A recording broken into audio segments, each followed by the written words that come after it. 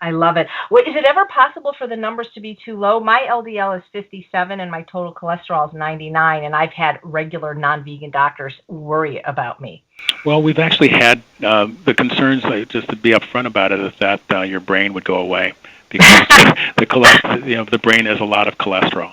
Uh-huh. And so if your cholesterol is too low, perhaps wound healing, tissue healing is going to be a problem.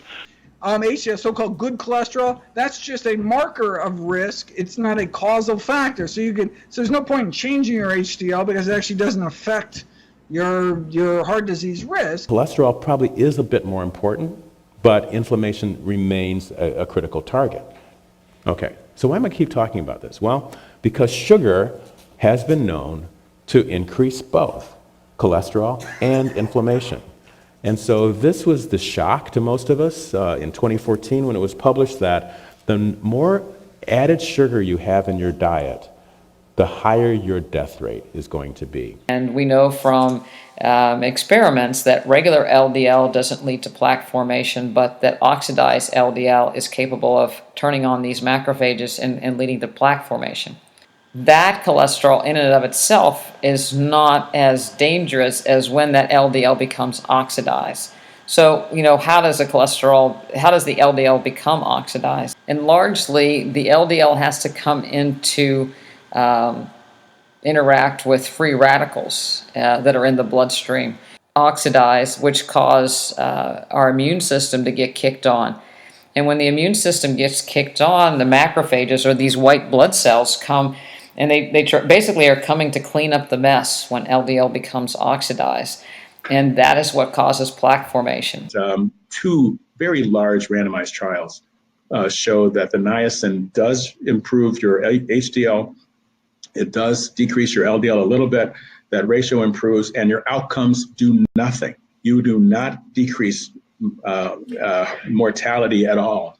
But atherosclerotic plaques do not form on the artery walls because your LDL is too high. Vitamin K2 is an issue. That's the type of vitamin K that makes calcium go to your bones, not your artery walls. The idea that one person's cholesterol may be higher than another person and they not necessarily have concomitant increased risk may be true. There's other markers that are more sensitive indicators for an individual what their risk factor is. The thing is, all the gonad hormones, your progesterone, your estrogen, your testosterone are made from cholesterol. And so seemingly, cholesterol is important. It's so important, recent studies show that practically every centurion has high cholesterol. Said that after eating a plant-based diet for over 3.5 years, her LDL total is still at 110. Should she be worried, and what could she do to lower that number?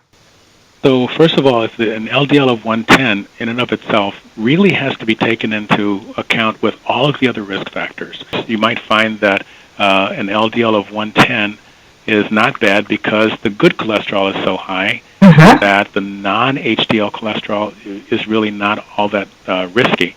That's our new guideline from the American College of Cardiology, American Heart Association.